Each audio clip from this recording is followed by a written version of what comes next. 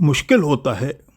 कुछ ऐसे व्यक्तित्व होते हैं, उन्हें समझाना कठिन होता है, उनको परिभाषित करना कठिन होता है, और अगर वो हेमा मालिनी जैसी पर्सनैलिटी हो तो और ज़्यादा।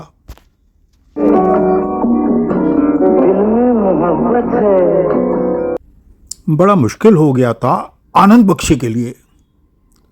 उनको किसी गज़ल या कविता में बांध देना, फिर उन्होंने लिखा मोहब्बत ही मोहब्बत है। अभी 16 अक्टूबर को हेमा मालिनी जी की 77वीं बर्थडे सेलिब्रेट हुई थी बड़े शानदार अंदाज में। 77 वर्ष की इस युवा अभिनेत्री का जन्म हुआ था एक तमिल आयंगर परिवार में। और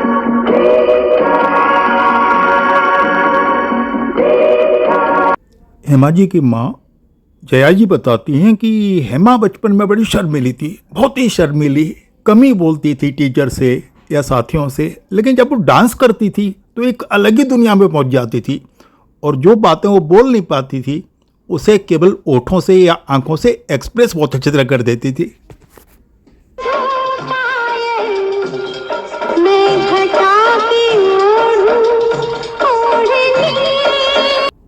आनंद बख्शी ने बड़े कविता में अंदाज में उनके लिए लिखा हुआ है, पवन की बांधू पायल और घटा की ओढ़ू ओढ़नी।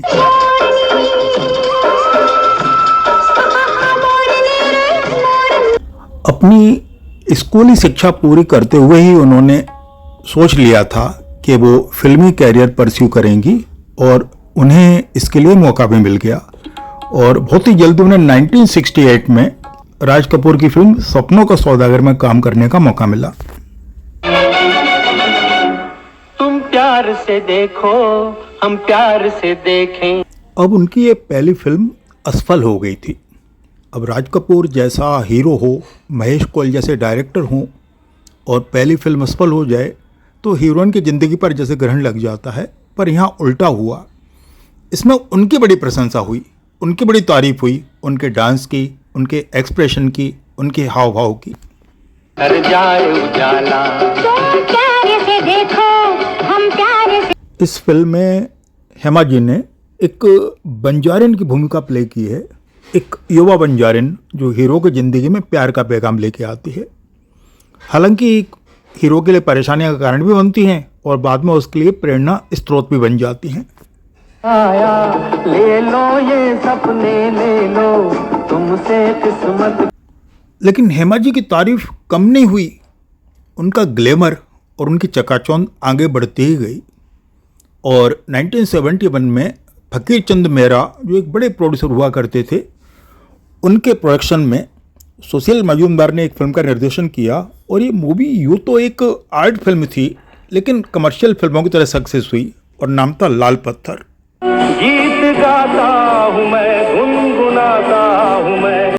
इस फिल्म में आप फतेहपुर सीकरी के बड़े शानदार दृश्य देखेंगे, और देखते देखते उन लाल पत्थरों से भी आपको प्यार हो जाएगा। वादा किया था कभी, इसलिए अब। इस फिल्म के लीडिंग रोल में थे राजकुमार। अब राजकुमार जैसे गजब के कलाकार, और साथ में दो हीरोइन थी। सोचिए कौन? एक थी बंगाली फिल्मों की, जिन्हें नवेंदु घोष लेके आए थे, बड़ी जादूगर टाइप की हीरोइन राखी गुलजार, और दूसरी थी नई नवेली हेमा मालिनी, और दोनों में एक्टिंग के टक्कर हुई।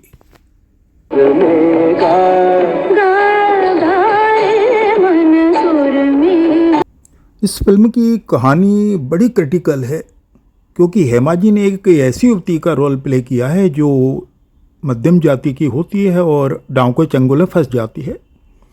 अब एक राजा साहब, कहना चाहिए जमींदार, जिनका रोल राजकुमार ने प्ले किया था, वो उन्हें बचाते हैं।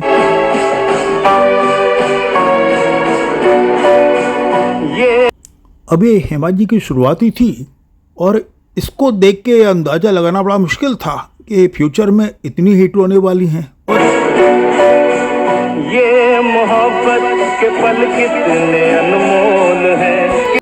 लेकिन कभी कभी सफलता के सीढ़ी के जो शुरू के कदम होते हैं बड़े कठिन होते हैं, और ऐसा लगता है कि बस निराशा हाथ लगने वाली है, और तभी अचानक ही सही मंजिल मिलती है। या मंजिल का आगाज मिल जाता है। और ऐसा ही हुआ जब सीता और गीता रिलीज हुई। के साथ साथ घटा के संग संग। और फिर ऐसा होता है ना कि आप चल रहे हैं और लहरें आपके साथ चल रही हैं, नाव और नदी एक ही दिशा में चल रहे हों, या सवार और हवा एक ही दिशा में चल रहे हों, उस समय जो हालत होती है बिल्कुल ऐसी ही हालत हेमा जी के साथ थी। लगता है भाग्य पूरी तरह उन पर मेहरबान हो गया था।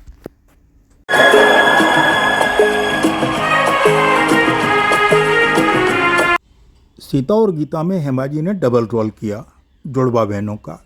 एक बिल्कुल सीधी सादी, अपने चाचा के जुल्मों से परेशान, चाचा चाची के जुल्मों से परेशान एक सौतेली बहन भी थी।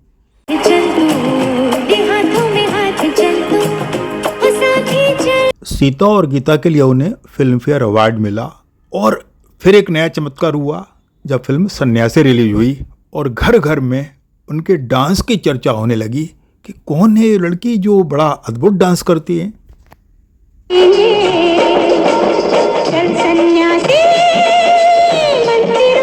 सन्यासी के हीरो थे मनोज कुमार और डायरेक्टर थे उनके गुर्बत के दिनों के दोस्त सोहन लाल कंवर। मनोज, सोहन लाल और हेमा मालिनी, क्या अद्भुत फ्यूजन था इस मूवी में।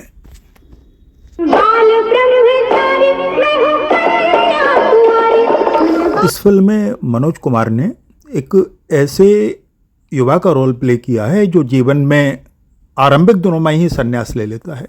अब उनकी माँ चाहती है कि वंश आगे बढ़े और बेटा एक जिम्मेदार गृहस्थ का व्यवहार करे, तो बहू चाहती हैं, पर एक नकली बहू उनके घर में आ जाती है और इसी नकली बहू का रोल हेमा जी ने प्ले किया था और बाद में वो बड़ी डिवोटेड साबित होती हैं।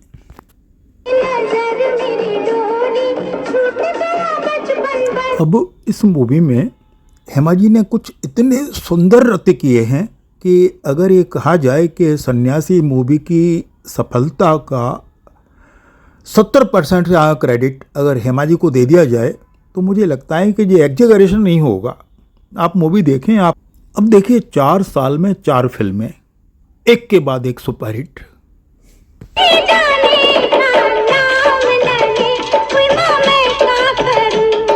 जाने 1974 में सीता और गीता और सन्यासी, और 1975 में प्रतिज्ञा। प्रतिज्ञा क्या आई, ऐसा लगता है जैसे सभी मंत्रमुग्ध हो गए। घर से मेरे दिल में अब प्रतिज्ञा के हीरो थे धर्मेंद्र और ये उनकी होम प्रोडक्शन की मूवी कह सकते हैं क्योंकि उन्हीं के चाचा ने इस फिल्म का प्रोडक्शन किया था। पर इस फिल्म के डायरेक्टर थे दुलाल गुहा, जो इससे पहले फिल्म दुश्मन का डायरेक्शन कर चुके थे।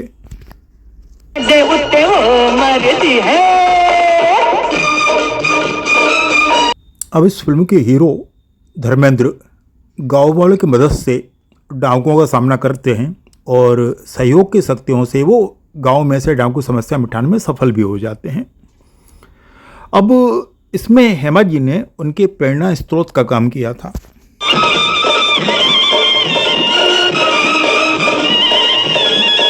अब मेरी इस बात से आप सब लोग सहमत हो जाएंगे कि धर्मेंद्र पर कौन सा गीत फिल्माया गया है जो उनकी पहचान बन गया है।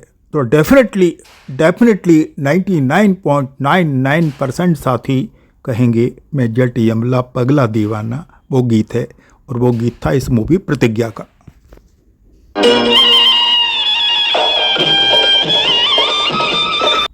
और फिल्म शोले ने तो कमाल ही कर दिया।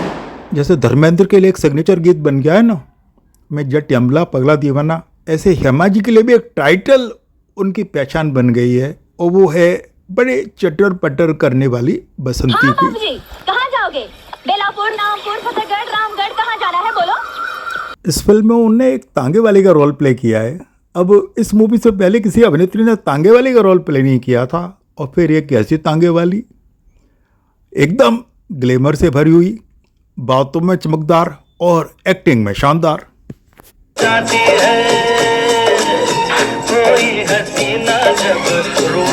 अब एक मल्टी स्टार मूवी है और इसका प्रोडक्शन किया था रमेश सिप्पी ने, डायरेक्शन में उन्होंने किया था और एक बड़े लेवल की फिल्म है। इस फिल्म को अगर एक फिल्मी कला का इंस्टीट्यूट कहा जाए तो कम नहीं होगा, क्योंकि मूवी का हर डायलॉग, हर कलाकार एक अलग ही स्केल से बनाया गया है।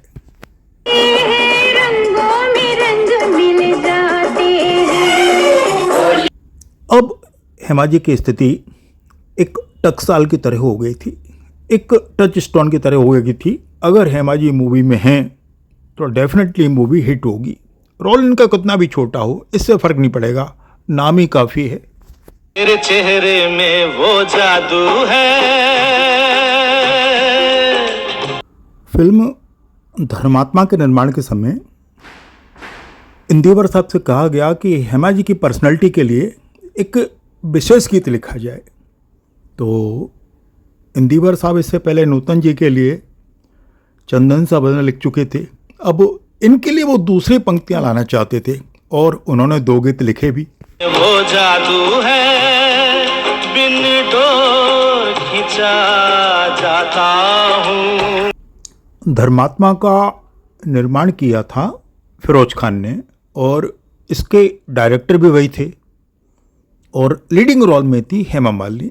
अब एक गैंगस्टर टाइप की मूवी है तो काफ़ी मार धाड़ के दृश्य हैं और ख़ास बात है कि इस मूवी की शूटिंग काफ़ी कुछ अफगानिस्तान में की गई है।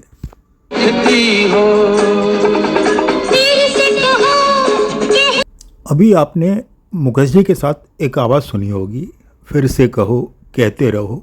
जानते हैं आवाज़ किसकी है? फिर से कहो कहते रहो गुनगुनाने वाली। ये आवाज़ उस समय एक नई युवा गायिका कंचन की थी, जिन्होंने कुछ ही फिल्मों में गाने गाए हैं।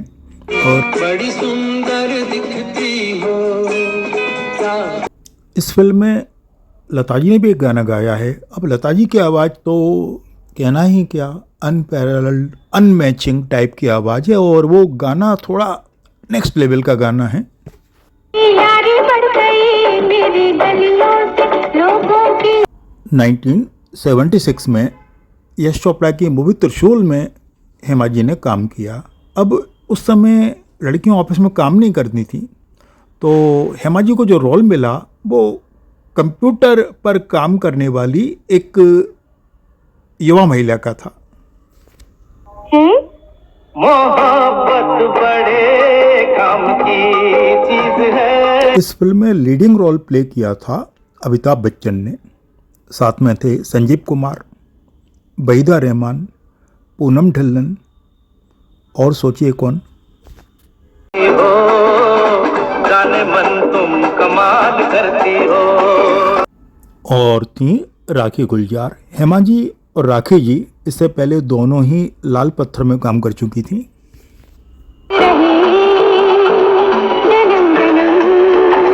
इस फिल्म में एक युवा कलाकार की जोड़ी भी थी, सचिन और पूनम ढिल्लन। पूनम ढिल्लन का शायद ये पहला अपीयरेंस था। बाद में वो मूवी नूरी आई जो यश चोपड़ा प्रोडक्शन की थी, पर डायरेक्शन किया था मनमोहन ने।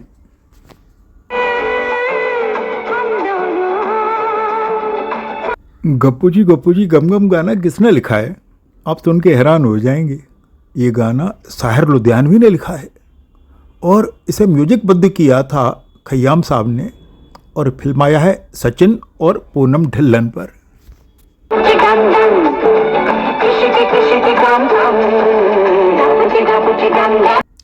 ये एक मल्टी स्टार कास्ट मूवी है जिसमें कारपोरेट जगत में जो उठा पटक ताव पैच होते हैं वो सब इसमें दिखाए गए हैं।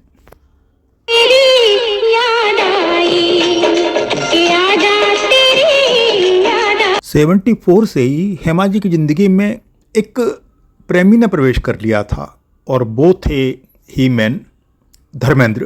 वो बड़ी कंफर्टेबल फील करती थी। जिस फिल्म में दोनों एक साथ होते उस फिल्म में केमिस्ट्री ज़बरदस्त होती थी।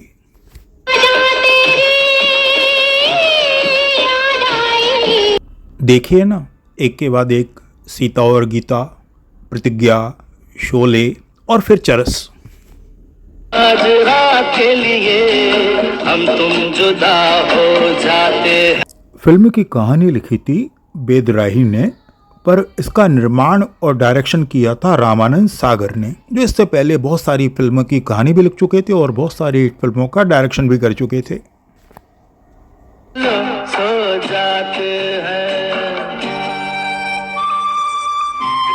फिल्म में धर्मेंद्र और हेमा मालिनी की जोड़ी तो गजब है, अनपैरेलल्ड, अनमैचिंग, अनकम्पेरेबल। लेकिन रामानंद सागर के जो डायरेक्शन में बहुत जादू नहीं दिखा जो इससे पहले हम आंखें में देख चुके थे।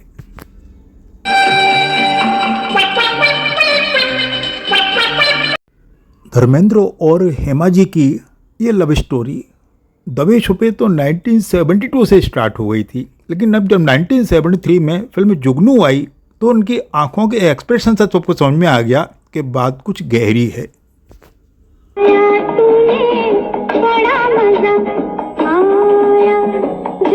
फिल्म जुगनू में एक दृश्य है, एक बारिश का दृश्य है, जिसमें हेमा जी अपने प्रेम का इजहार करती हैं बारिश में भीगते हुए। जाने क्या पिलाया तूने, बड़ा मजा आया।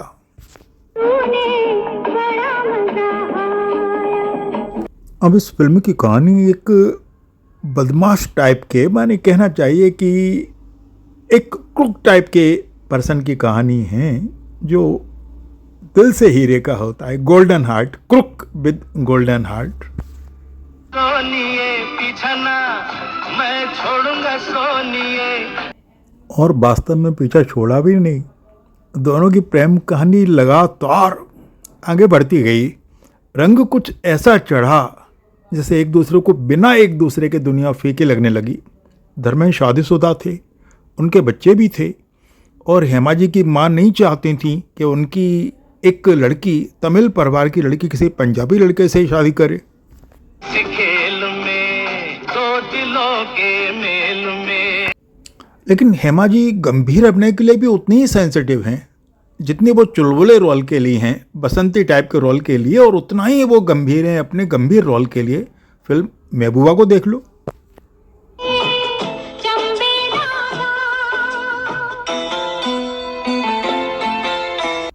मूवी में लीडिंग रोल था राजेश खन्ना का, और डायरेक्टर थे राजेश खन्ना के मेंटर शक्ति सामंत। मूवी में चंबेदा गांव की कहानी है जो दो प्रेमियों की है जो पुनर्जन्म लेते हैं।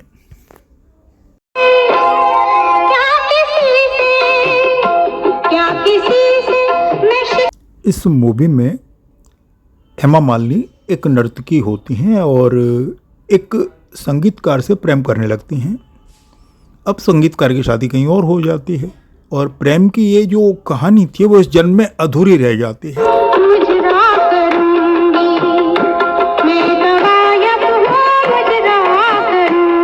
इस मूवी के गीत बहुत ही लोकप्रिय हुए, स्पेशली एक गाना आप सबने सुना होगा, वो मेरे नैना सावन भादों। फिर भी मेरा मन प्यासा। अब 24 फिल्म फेयर अवार्ड में इसमें नॉमिनेशन तो काफ़ी मिले, जैसे बेस्ट एक्ट्रेस के लिए हेमा जी को, बेस्ट सपोर्टिंग डायरेक्टर के लिए प्रेम चोपड़ा को, और बेस्ट म्यूजिक डायरेक्टर के लिए आर.डी. बर्मन को नॉमिनेशन मिला। लेकिन इनाम केवल आनंद बख्शी को मिला गाना लिखने के लिए। मन प्यासा। मेरे नैना सावन भादों 80 के दशक का एक बड़ा महत्वपूर्ण गाना था और बहुत पॉपुलर हुआ था। बैनका गीतमाला की प्रमुख पादानों में इस गाने का जिक्र होता था और लोग अक्सर इस गाने को गाया करते थे।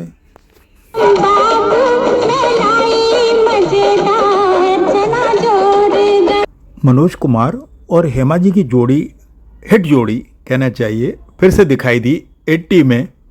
फिल्म थी क्रांति। अब इस मूवी में दिलीप कुमार भी थे, लेकिन साथ में शशि कपूर और बहुत सारे कलाकार थे, जैसे परवीन बॉबी, सारिका जी भी थी।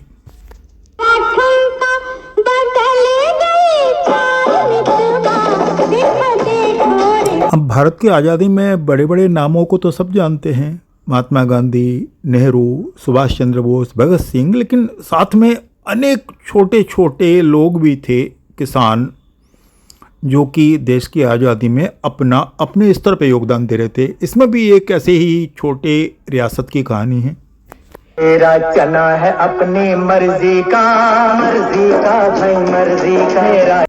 क्रांतिकारियों के बहुत छोटे छोटे संगठन भी जगह जगह बिखरे हुए थे जो देश की आज़ादी के बड़े प्रयास में अपने छोटे छोटे कंट्रीब्यूशन दे रहे थे। दुश्मन है खुद गर्जी का खुद गर्जी का सारे कफन। इस फिल्म में नितिन मुकेश की आवाज़ में लता जी के साथ कुछ अच्छे गाने आप सुन पाएंगे। बहुत ही शानदार गाने इस मूवी के। अब मनोज कुमार की मूवी हो और शानदार गाने ना हो ये तो संभव है ही नहीं।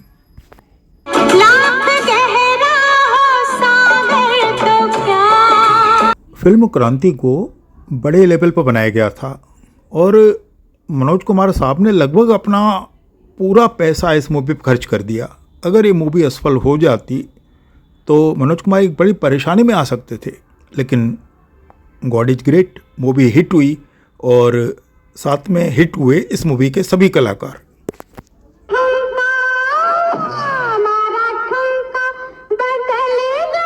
1981 या शायद 82 में एक मूवी आई जिसका डायरेक्शन किया था मनमोहन देसाई ने और इस मूवी का नाम था नसीब।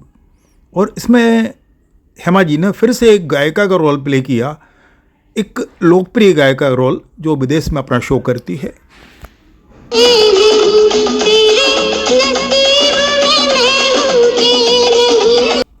फिल्म में बड़े कलाकारों का जमावड़ा है और उन बड़े कलाकारों में अमिताभ बच्चन, शत्रुघ्न सिन्हा, ऋषि कपूर, हेमा जी, रीना राय और एक लड़की किमी भी थी जिसने भी बड़ा प्यारा सा रोल किया था।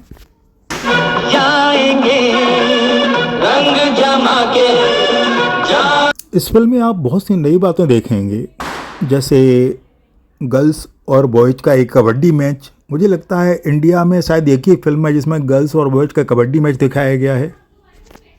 पकड़ो पकड़ो पकड़ो चकड़ो चकड़ो चकड़ो। ये गीत बड़े लेवल पर हिट हुए, पर इस मूवी का एक गीत लोगों के जहन में अभी बसा हुआ है और वो गाना था जिंदगी इम्तिहान लेती है।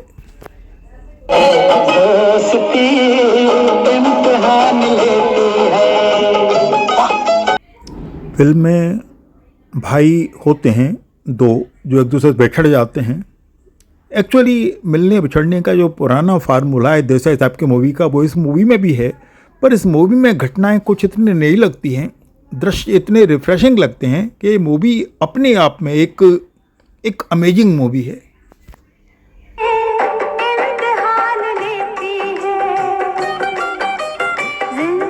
इस मूवी में एक गाना है जॉन जानी जनार्दन, और जब ये गाना एंड होता है तो गाना जो फिल्माया गया वो धर्मवीर मूवी की पार्टी के लिए, प्रमोशनल पार्टी के लिए एक गाना फिल्माया गया था और इसमें फिल्मी दुनिया के सारे कलाकार इकट्ठे होते हैं। ऐसे गाने कम होते हैं जिनमें बॉलीवुड के सारे कलाकार एक ही गीत में हों। ऐसा ही एक सीन फराह खान की मूवी ओम शांति ओम में भी था।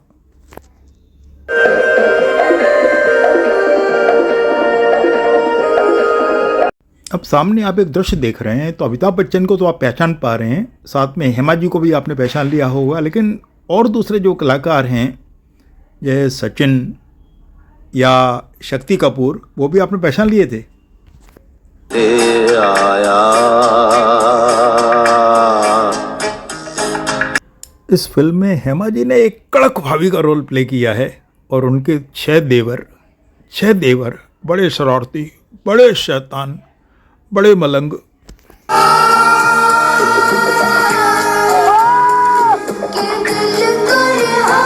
ये मूवी एक हॉलीवुड की बड़ी सफल मूवी थी, 7 ब्रदर एंड 7 ब्राइड, माने 7 भाई और 7 दुल्हन, उस पर आधारित थी।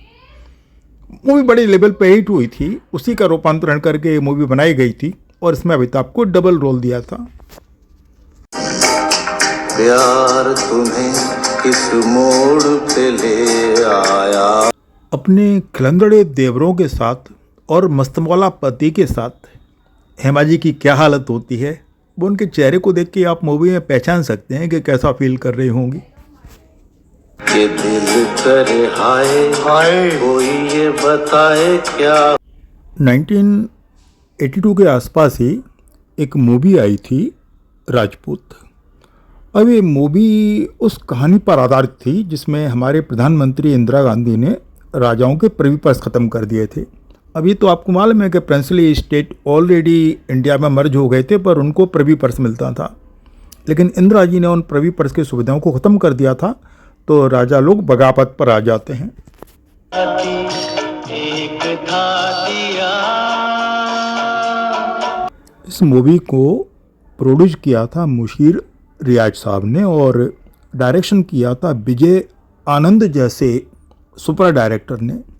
तो डेफिनेटली बहुत सारे कलाकार इस मूवी में थे, जैसे राजेश खन्ना, हेमा मालिनी, विनोद खन्ना, रंजीता और भी बहुत सारे कलाकार थे। तेरी यादों का मेला मेरे मैं। इस फिल्म के गानों में जैसे किशोर कुमार और मोहम्मद रफ़ी के बीच में एक कंपटीशन हो गया था कि देखें किसका गाया गीत ज़्यादा हिट होता है। एक गाना किशोर जी ने गाया था, मेरे संग संग आया, और दूसरा मोहम्मद रफ़ी ने कहानियाँ सुनाती है।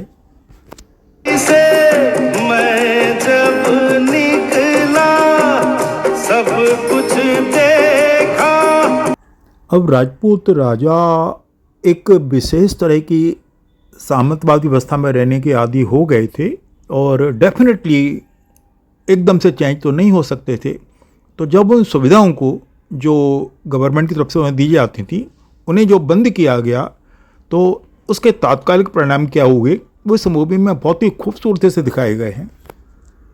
ब्रिजबाला, ब्रिजबाला। अब हेमा जी बड़ी आसानी से उन रोल में ढल जाती थी जो थोड़े चुलबुले टाइप के हों, लेकिन जब गंभीर मौका मूवी में आता था करने का तो बिल्कुल भी पीछे नहीं रहती थी।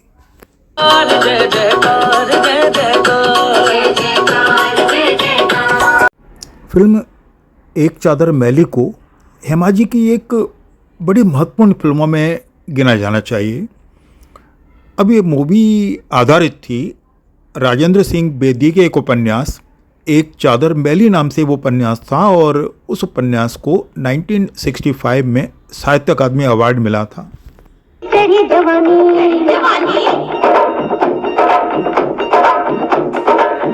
अब ये फिल्म पंजाब हरियाणा की उस घटना पर आधारित है जिसमें बड़े भाई की मृत्यु होने के बाद छोटे भाई के साथ भी चादर डालने की रस्म दे दी जाती है। माने छोटे भाई के साथ उस विधवा की शादी की जा सकती है।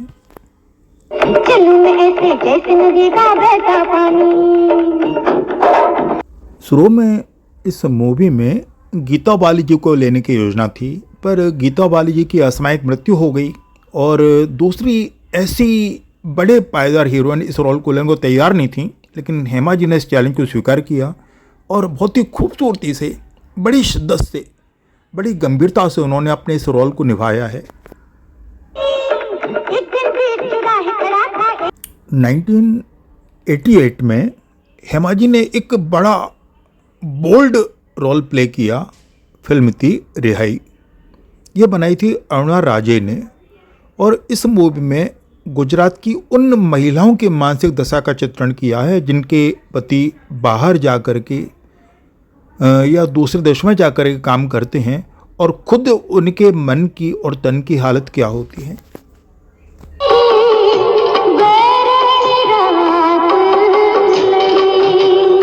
अभी फिल्म का सब्जेक्ट इतना बोल्ड था कि कई सारे लोगों ने उस समय 88 में जब ये मूवी आई थी इस मूवी की बहुत आलोचना की कि ऐसी मूवी समाज में गलत उदाहरण पेश करेंगी और महिलाओं को ऐसा नहीं करना चाहिए, तमाम तरह की बातें हुई। लेकिन कई क्रिटिक ने हेमा जी के इस रोल को सराहा भी और फिल्म के सब्जेक्ट को, फिल्म के डायरेक्टर की भी तारीफ हुई, लेकिन निंदा ज्यादा हुई।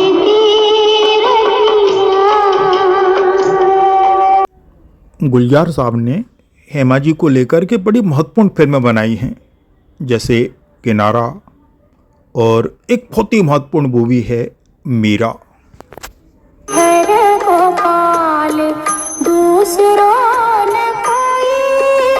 मीरा में सेंट्रल कैरेक्टर मतलब मीरा का रोल खुद हेमा जी ने निभाया है। उनके अलावा इस मूवी में विद्या सिन्हा भी थी और इस फिल्म के हीरो थे विनोद खन्ना। जब भी किसी बोल्ड मूवी की बारी आती तो बाकी कलाकार पीछे हट जाते, पर साथ देते थे हमेशा विनोद खन्ना।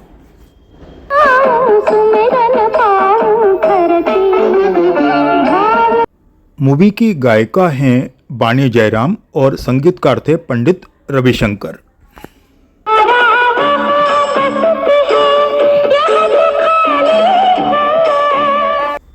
रामानंद सागर ने मूवी चरस बनाने के बाद फिर से एक बार प्रयास किया धर्म और हेमा को एक साथ लेने का, और इस बार मूवी उन्होंने बनाई बगावत।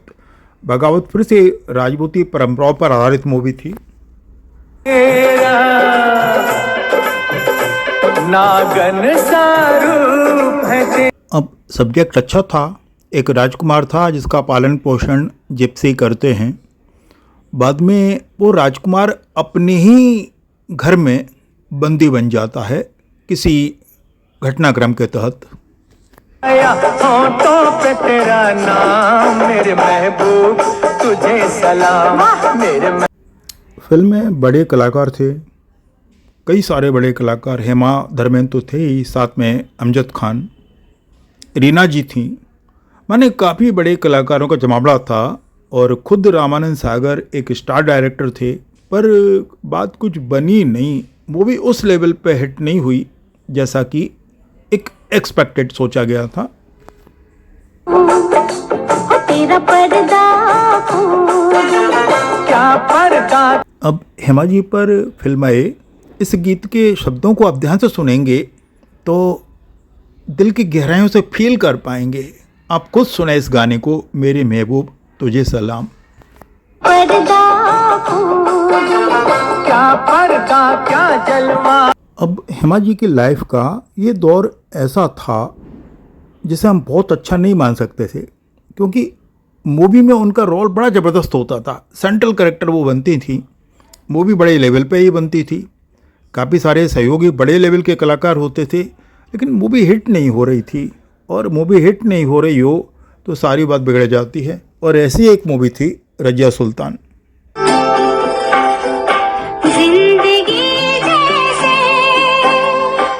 अगर आपसे पूछा जाए कि हमारे भारत पर किस महिला विदेशी शासक ने शासन किया है तो आपको एक ही नाम याद आएगा, और वो है रजिया सुल्तान।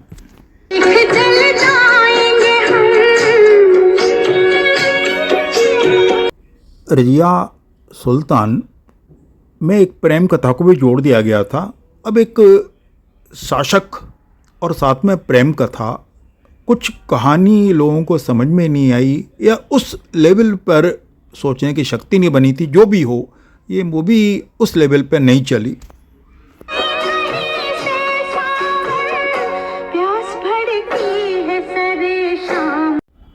एक लंबी चैन है सफल मूवी की, और इसी चैन में मुझे एक नाम ध्यान आता है फिल्म कुदरत का। फिल्म कुदरत में हेमा जी के साथ थे राजेश खन्ना। हमें तुमसे प्यार कितना। चेतन आनंद द्वारा निर्देशित इस मूवी में हेमा जी एक चंद्रमुखी नाम की युवा महिला हैं, पर उन्हें पता चलता है कि पिछले जन्म में वो पारू नाम से थीं और उनका मर्डर किया गया था। पिया पिया बोले मत वाला जिया, बाहों में छुप। बेहद खूबसूरत दृश्यों वाली और बहुत ही लोकप्रिय गानों वाली इस मूवी में राजकुमार ने भी एक बड़ा प्रभावशाली रोल प्ले किया है। आप देखिए मूवी को और आपको बाद में पता चलेगा कि इस मूवी में असली मर्डर पारू का किसने किया था। बाद में हेमा जी ने चरित्र रोल निभाने शुरू कर दिए और अक्सर वो माँ या भाभी के रोल में आने लगी, पर वो जिस रोल में भी आती वो एक सेंट्रल कैरेक्टर के तरह नजर आता। बागों के हर फूल को अपना समझे बागबान। ऋचा शर्मा द्वारा गाया ये गाना फिल्म बागवा का है, जिसमें अमिताभ और हेमा जी दोनों पति पत्नी होते हैं और बच्चों के घर में रहने जाते हैं, पर जिन परिस्थितियों का सामना उन्हें करना पड़ता है वो बड़ा दुखद इसमें दिखाया गया है। मैं तुझ पे मरता हूँ, तू मेरे प्यार। ऐसी ही एक मूवी संजीव कुमार और माला सिन्हा अभिनीत मूवी भी थी, जिंदगी नाम से। वो भी बहुत प्यारी मूवी है और कहानी लगभग दोनों की कमोवेश एक जैसी हैं। लगती कमाल सोनी वे। 2003 से 2009 तक हेमा जी राज्यसभा की मेंबर रहीं और इस दौरान उन्होंने एक से एक शानदार काम अपने पद पर रहते किए।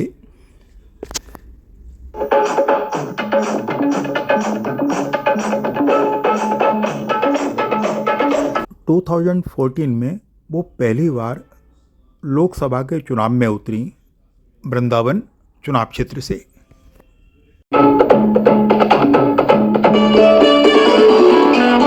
वृंदावन चुनाव क्षेत्रों पर जाटों का कब्जा है और प्राइम मिनिस्टर चौधरी चरण सिंह के ही पार्टी के लोग उससे जीतते आए हैं, पर जब से हेमा जी हैं तब से लगातार वो ही जीत रही हैं।